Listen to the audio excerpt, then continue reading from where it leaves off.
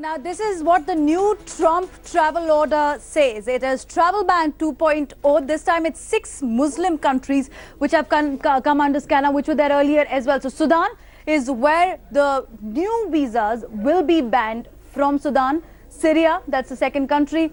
Iran, that is the third country where the visas have been banned. Libya, where visas have been banned for the next 90 days. This provision will be there. Somalia, where again travel visas have been banned, and Yemen. And surprise, surprise, it's Iraq which has been exempted from this order. Iraq, which was there in the earlier order from all Muslim countries where visa restrictions were imposed, this time it is exempted. And this is how it impacts. If you look at around 2015 data which is available, highest number of visas issued have been from Iran. Generally, these have been travel visas from Syria, Yemen, Sudan, Libya and Somalia are the visas number, which is 15,000, and the lowest being from Somalia. So here's why it's a double speak as well, because this list does not mention Pakistan, which has been designated as terror heaven by United Nations. This list also clamps down refugees.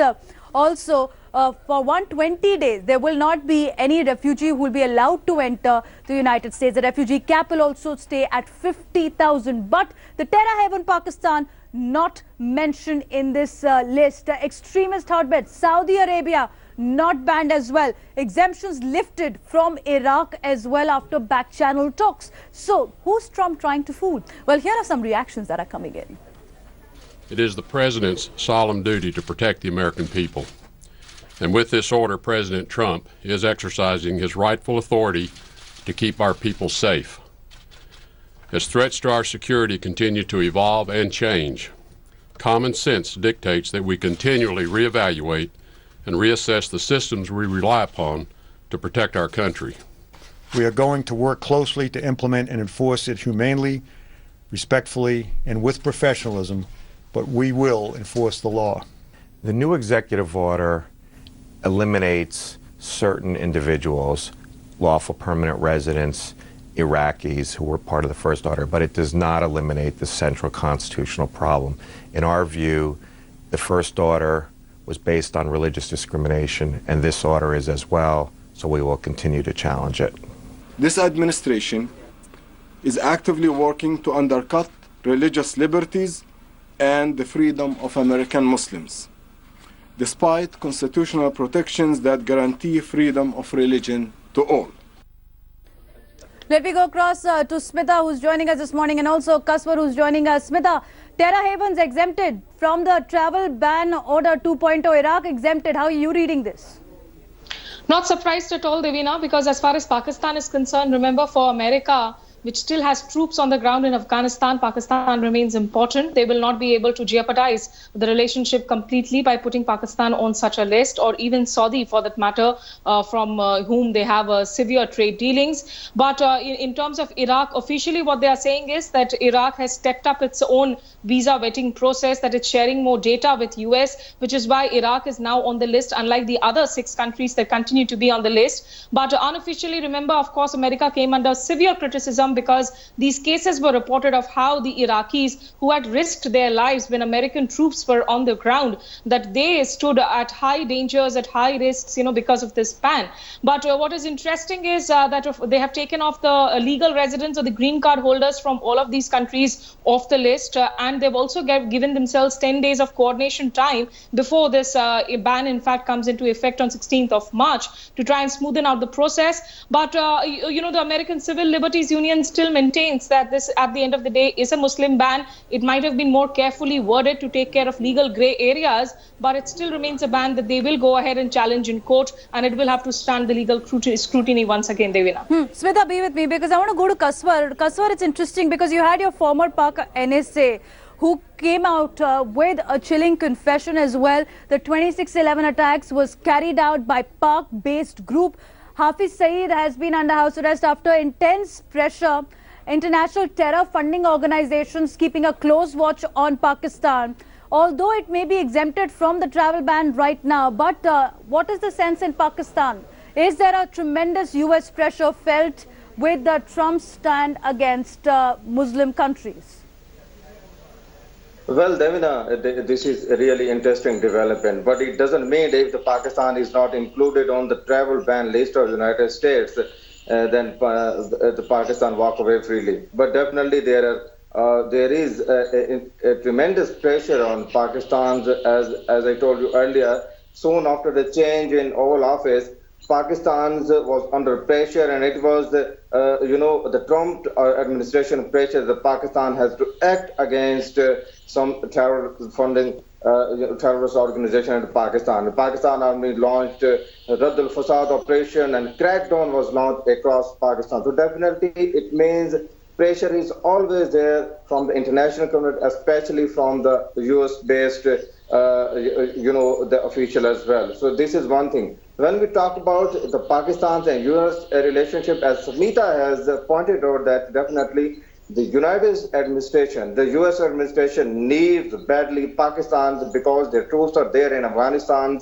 and they will not be in a position to jeopardize relationship with the Pakistan side. But on the other hand, Pakistani side has done tremendous efforts to root out militarism. Kaswar, the fact is, Hafiz Saeed's son conducts an anti-India rally, and you also have more evidence coming out that how Jaish chief Masood Azhar is roaming freely in Pakistan. No crackdown on that. Former Pakistan NSA coming out with confession 26/11 terror attack was carried out by Pak-based group. Certainly, Pakistan under global scrutiny this morning. Thanks for joining us, Kaswar and Smita. Now, here's what it means for India. When Trump comes out with a new travel ban order from the Muslim countries, it is leading to polarization like never before in the United States. Indian Americans have been targeted as well. The incidence of hate crime is just increasing in the past 1 month. Here's a report.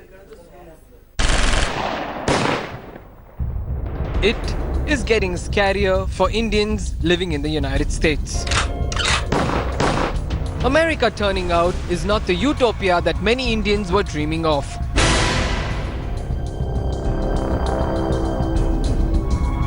The recent incident of hate crimes, 4 in the past 2 weeks, are giving nightmares to Indians in the country.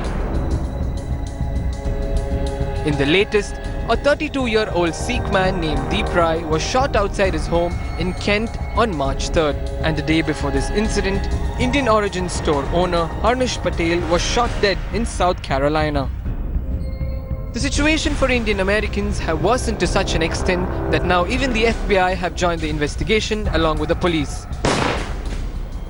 He was approached, confronted by a subject, and some comments were made to the effect of get out of our country, go back to where you're from, and our victim was then shot.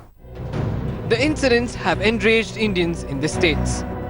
As a community, we are just disheartened by something like this happening here in Kent. I mean, if you look at the stats, Kent is the 10th most diverse city in the U.S. We speak 138 languages within our school district, so it tells you how many different people and different communities of people live here. But the current spree of hate crimes started with the murder of Srinivas Kuchibhotla, an Indian techie from Hyderabad. Kuchibhotla's death evoked a massive outrage among the Indian Americans. It frightened the Indian middle class and even forced a comment from the U.S. President. Last week's shooting in Kansas City, we are a country that stands united in condemning hate and evil in all of its very ugly forms. Indians in US are being attacked after anti-immigration rhetoric, which was devised by the Donald Trump administration. Secondly, at least 4 instances of abuse have happened after Trump took oath as the President of United States. Then, Indians are being mistaken for immigrants from Arab nations. This was a case of mistaken identity in the case of Srinivas also, who was killed last week in America in a bar. Then visa curbs to dent revenue of Indian tech companies, which the US administration is mulling. Next move. Restrictions on H-1B visas will definitely hit the American dreams of several Indians. The increasing number of racial attacks have raised doubts on Trump's recent rhetoric of condemning hate crimes, and it seems that Indian techies will face the harsh reality of Trump's America First stance in days to come.